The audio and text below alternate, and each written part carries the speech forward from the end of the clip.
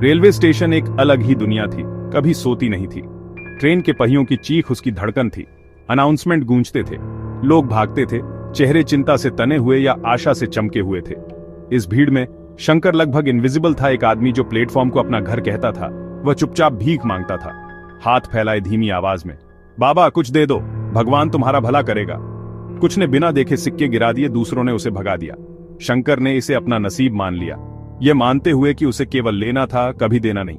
उसने परिवारों को खाना शेयर करते देखा, बच्चों को हंसते देखा, बिजनेसमैन को अकड़ते हुए देखा। ऐसी दुनियाएं जिन्हें वह देख सकता था लेकिन कभी छू नहीं सकता था। उसकी भूख खाने से गहरी थी। वह डिग्निटी के लिए थी, किसी ऐसे व्यक्ति के लिए जो उसे एक इंसान के रूप में देखे। रातें सबसे मुश्किल थीं, शांत, ठंडी और अकेली। वह एक कोने में दुबक जाता, दूर की ट्रेन की सीटी सुनता, स्टेशन की छत से तारों को देखता। वह सोचता था कि क्या उसकी जिंदगी कभी बदलेगी या वह बस भीड़ में एक और गुमनाम चेहरा बनकर मिट जाएगा। फिर भी हर रात वह एक नए दिन के लिए प्रार्थना करता था, एक ऐसा दिन जिसमें थोड़ा और खाना हो, थोड़ा कम दर्द हो। स्टेशन उसकी दुनिया थी और वह उसमें बस एक शैडो था, लेकिन अंदर ही अंदर एक सवाल बाकी था, क्या सचमुच उसे बस यही बनना था? उसके पास कोई जवाब नहीं था, केवल आशा थी। ट्रेनें आती जाती रहीं, लेकिन शंकर वहीं रहा, कुछ बदलने का इंतजार करता रहा। दुनिया आगे बढ़ती रही, उसे शायद ही नोटिस करती थी। फिर भी वह देखे जाने का सपने देखता था और इस तरह एक और दिन शुरू हो गया। एक बहुत गर्म दोपहर, एक लंबी दूरी की ट्रेन आई, प्लेटफॉर्म को लोगों से भर दिया। शंकर ने अपनी दिनचर्या शुरू की।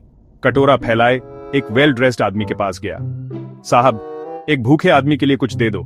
आदमी ने शंकर को देखा, दया से नहीं बल्कि क्यूरियोसिटी से। मैं तुम्हें पैसे दे सकता हूं, उसने कहा, लेकिन तुम मुझे बदले में क्या दोगे? शंकर हैरान रह गया, किसी ने उससे ऐसा कभी नहीं पूछा था। साहब, मैं एक गरीब भिखारी हूं, मेरे पास देने के लिए कुछ नहीं है, उसने शर्मिंदा होकर जवाब दिया।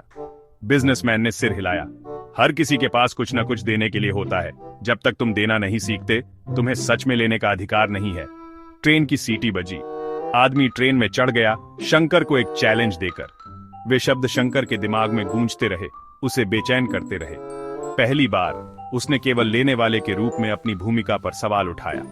उसने एक पानी के गड्ढे में अपनी परछाई देखी। क्या वह सिर्फ एक भिखारी था? बाकी दिन वह भीख नहीं मांग सका। सवाल उसे परेशान करता रहा, यह आदमी कौन था जो उसे चैलेंज दे रहा था?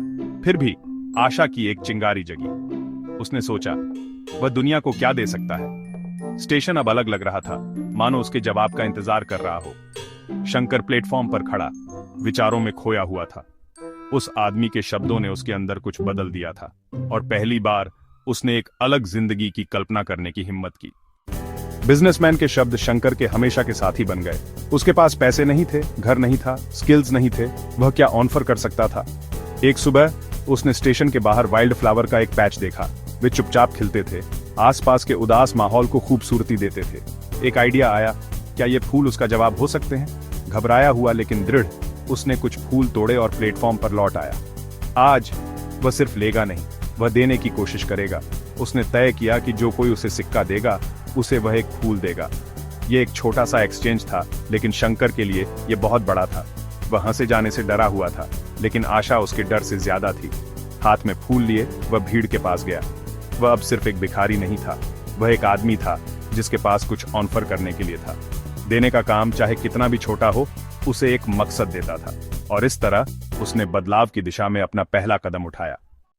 शंकर एक ट्रेन का इंतजार कर रही महिला के पास गया, उसे अपने कटोरे के साथ एक फूल ऑफर किया।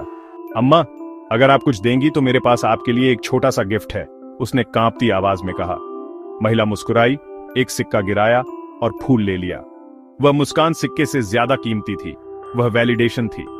हिम्मत पाकर शंकर ने दूसरों को फूल ऑफर करना जारी रखा। कुछ ने उसे इग्नोर किया, लेकिन कई इंटरेस्टेड थे। एक युवा आदमी ने अपनी गर्लफ्रेंड के लिए एक फूल लिया, एक बूढ़े आदमी ने एक अपनी जेब में रख लिया। शंकर अब सिर्फ एक भिखारी नहीं था, वह फूल वाला आदमी था। यात्रियों ने उसकी एफर्ट देखी, न कि सिर्फ उसकी जरूरत। देने के काम ने उसे उनकी नजरों में और अपनी नजरों में ऊपर उठा दिया। उसे सबसे खूबसूरत फूल चुनने और सजाने में गर्व महसूस होता था। वह खूबसूरती दे रहा था और बदले में उसे रिस्पेक्ट मिल रही थी। उसकी कमाई बढ़ी, लेकिन असली बदलाव उसके अंदर था। शर्म फीकी पड़ गई, उसकी जगह सेल्फ वर्थ ने ले ली। वह ज्यादा मुस्कुराता था, लोगों की आंखों में देखता था और स्टेशन के कम्युनिटी का हिस्सा बन गया। देने के एक छोटे से काम ने उसके अंदर डिग्निटी का बीज बो दिया था। महीने बीत गए और शंकर एक जानी पहचानी शख्सियत बन गया, वह फूल वाला आदमी जिसे हर कोई ढूंढता था। वाइल्ड फ्लावर काफी नहीं थे, इसलिए उसने अपनी सेविंग्स का इस्तेमाल मार्केट से फूल खरीदने के लिए किया। उसने प्लेटफॉर्म पर एक छोटा सा स्टॉल लगाया, फूलों को पानी की बाल्टियों में सजाया। उसके आसपास की हवा धूल की जगह खुशबू से भर गई। उसने बुके बनाना सीखा, त्योहारों और कपल्स के लिए फूल चुनना सीखा। उसके हाथ, जो कभी केवल लेने के लिए थे, अब खूबसूरती बनाते थे। उसने सिंपल साफ कपड़े खरीदे और पास में एक छोटा सा कमरा किराए पर लिया। हर सुबह वह गर्व और मकसद के साथ अपने स्टॉल पर जाता था। अदृश्य आदमी एक लैंडमार्क बन गया था। सबसे बड़ा बदलाव अंदर था, डिग्निटी की उसकी भूख शांत हो गई थी। उसने सेल्फ रिस्पेक्ट कमाई थी और अपनी वर्थ खोजी थी। वैल्यू, उसने सीखा, उससे आती है जो तुम बनाते और देते हो। वह अब एक बिजनेसमैन था, जो छोड़कर नहीं बल्कि अपनी सोच बदलकर ट्रांसफॉर्म हुआ था। स्टेशन अभी भी उसकी दुनिया थी, लेकिन अब उसने उसमें अपनी जगह बना ली थी। शंकर ने एक नया जीवन बनाया था, एक एक पंखुड़ी करके। एक साल बाद शंकर ने भीड़ में बिजनेसमैन को देखा। इस बार शंकर अपने फूलों के स्टॉल के पीछे लंबा खड़ा था, कॉन्फिडेंट और गर्व से भरा हुआ। बिजनेसमैन ने फूलों की तारीफ की। पहले शंकर को पहचान नहीं पाया। साहब, क्या आपको मैं याद हूं? शंकर ने पूछा, उसे एक बुके देते हुए। पहचान हुई। भिखारी फूल वाला आदमी बन गया था। आपने पूछा था कि मेरे पास देने के लिए क्या है। आपके शब्दों ने मेरी जिंदगी बदल दी, शंकर ने अपने स्टॉल की ओर इशारा करते हुए कहा। बिजनेसमैन मुस्कुराया, इमोशनल हो गया। मैं तुम्हें कस्टमर के रूप में भुगतान करता हूं, चैरिटी के रूप में नहीं। तुमने मुझसे ज्यादा सिखाया है, उसने माना। उन्होंने हाथ मिलाया। अब अमीर आदमी और भिखारी नहीं, बल्कि बराबर। एक्सचेंज सिर्फ फूलों का नहीं था, बल्कि डिग्निटी और रिस्पेक्ट का था। शंकर की यात्रा पूरी हो गई थी। स्टेशन ने एक शांत चमत्कार देखा। दो आदमी जो कभी अजनबी थे, अब ट्रांसफॉर्मेशन से जुड़े हुए थे। शंकर ने अपना जीवन फिर से बनाया था और दूसरे को इंस्पायर किया था। देने के बिजनेस ने उन दोनों को बदल दिया था। शंकर की कहानी हमें याद दिलाती है, हमारे विचार हमारी परिस्थितियां नहीं हमें डिफाइन करती हैं। सालों तक उसने सोचा कि वह सिर्फ एक भिखारी है, और वह वैसा ही था। स्टेशन, लोग, ट्रेनें, उनमें से कुछ भी नहीं बदला। जो बदला वह शंकर का पर्सपेक्टिव था।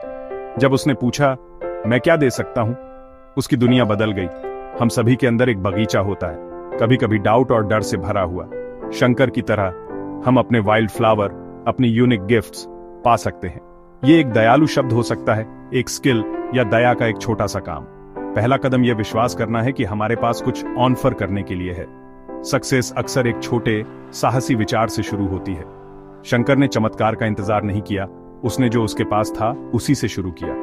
हर छोटे कदम ने डिग्निटी का एक नया जीवन बनाया। पॉजिटिव माइंडसेट की पावर रियल है। अंदर देखो, अपना फूल ढूंढो और उसे दुनिया को ऑफर करो।